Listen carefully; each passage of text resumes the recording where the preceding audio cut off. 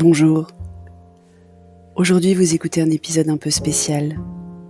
J'ai décidé cet été de vous faire découvrir ou redécouvrir les épisodes qui ont le plus marqué les 2 premières saisons du podcast. Les plus écoutés, les plus likés sur Instagram ou les plus lus sur le blog. Vous les avez peut-être ratés. Alors tout cet été, 2 fois par semaine, vous allez pouvoir vous replonger ou vous plonger pour la première fois dans ces épisodes qui me tiennent particulièrement à cœur.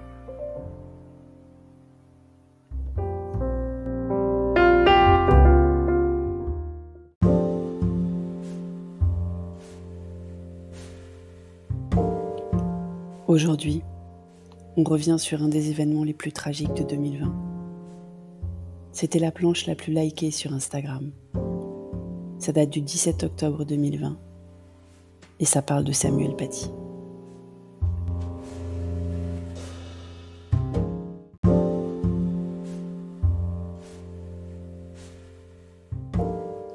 Bonjour, vous écoutez l'épisode 26 de cette saison 2 de Revue et Corrigée. Pour une fois, je vais publier samedi et pas dimanche à cause des événements. C'est donc une édition spéciale.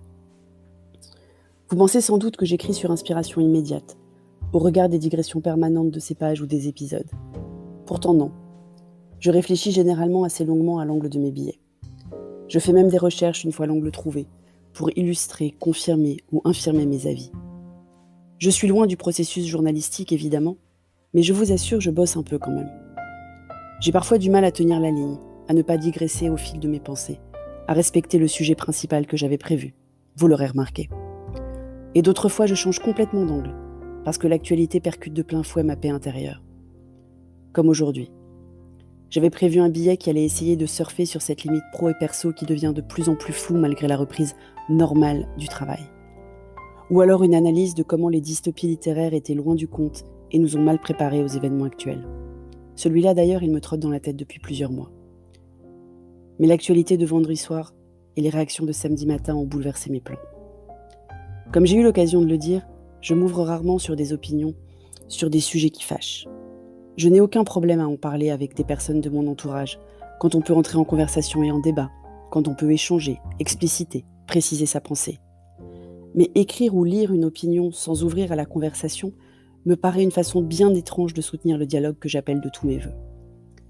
Comme je le disais toujours dans l'épisode 5 de cette saison, il y a sans doute un peu de peur d'être trollé aussi, et de plus en plus. Ce serait malhonnête de le nier. Mais aujourd'hui, je sors de ma réserve. Qui peut ne pas le faire ? Vendredi soir, nous n'étions pas de célébration d'avant couvre-feu. D'abord parce que Bordeaux n'a pas de couvre-feu, ensuite parce qu'on venait d'arriver à Paris et qu'on préférait savourer le début des vacances à l'hôtel. On adore les hôtels, petit Dom et moi. Cher et tendre allume donc BFM. Oui, je sais, j'essaie de le faire s'arrêter, mais j'arrive pas. Cher et tendre allume BFM vers 22h et nous plongeons tous les trois dans l'horreur. Je suis restée scotchée sur les infos, moi je regarde France Info, jusqu'à la prise de parole du président, que j'ai trouvé quand même bien ébranlé par cette histoire. Comme nous tous, j'imagine.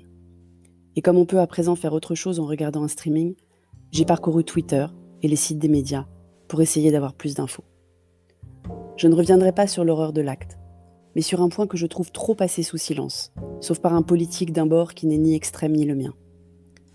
Le professeur, devenu martyr de la République, faisait ce cours sur la liberté d'expression tous les ans. Ça faisait partie de sa progression habituelle. Je ne sais pas si c'est au programme la liberté d'expression, mais ça devrait. Et quand on vit en France, je connais peu d'illustrations de la liberté d'expression et du droit au blasphème aussi pertinentes que les caricatures. Donc ce professeur, il faisait son travail, avec intelligence et sans doute passion de son métier. Et tous les ans, il ouvrait la discussion, il échangeait avec ses élèves sur un cas concret, pour en faire des citoyens éclairés et responsables. Sauf que cette année, il y a un parent à qui ça n'a pas plu. Ce parent s'en est ouvert sur les réseaux sociaux, en donnant le nom et l'adresse de ce professeur. Ce parent a sollicité et le plus dingue, il a obtenu le soutien d'une section locale de fédération de parents d'élèves. Cette section de fédération, dans une démagogie dogmatique exécrable, a essayé de faire pression sur la proviseure du collège, qui a soutenu son professeur. Cette section de fédération a apparemment donné encore plus d'ampleur au sujet sur les réseaux sociaux aussi. Donc l'assassin, le terroriste, n'aurait jamais entendu parler de ce professeur sans ce parent d'élève. Ce père indigné qu'on apprenne à sa fille qu'on a le droit de ne pas être d'accord avec quelque chose et de le dire. Ce père outré qu'on apprenne à sa fille qu'il y ait des opinions différentes de celles de son père. Ce père qui n'a pas supporté qu'on puisse le critiquer, devant sa fille de surcroît. Et maintenant, j'espère que ce père et que les responsables de la fédération en question seront inquiétés, poursuivis et surtout condamnés. J'espère que tous ceux qui sur les réseaux sociaux ont amplifié et diffusé cette histoire en appelant à la haine et à la vengeance seront inquiétés, poursuivis et condamnés. Parce que là, ce n'est pas la faute de l'algorithme de Facebook. C'est la faute des êtres humains bigots, étroits d'esprit et violents. Ceux parmi nous qui pensent que des opinions méritent la mort. Ceux parmi nous qui pensent que seule leur propre façon de penser, de vivre, de croire est valable, et que tous les autres doivent se soumettre ou mourir.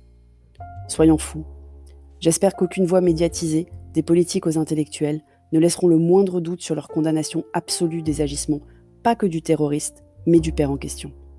J'espère que le siège national de la Fédération de parents d'élèves dont il est question non seulement condamnera les agissements de la section d'Éragny-sur-Oise, mais sortira de son giron ceux de ses adhérents qui ont fait pression pour que le prof soit sanctionné. J'espère que tous les collèges de France, privés ou publics, laïcs ou confessionnels, organiseront des conférences ou des cours sur la liberté d'expression en montrant les caricatures. Ce week-end, j'ai eu mal à ma France et à mon humanité. Mais ils ne passeront pas. Merci de m'avoir écouté. Si vous écoutez sur Apple, laissez un commentaire avec vos 5 étoiles. Et sur toutes les plateformes de balado-diffusion, abonnez-vous et partagez. À bientôt.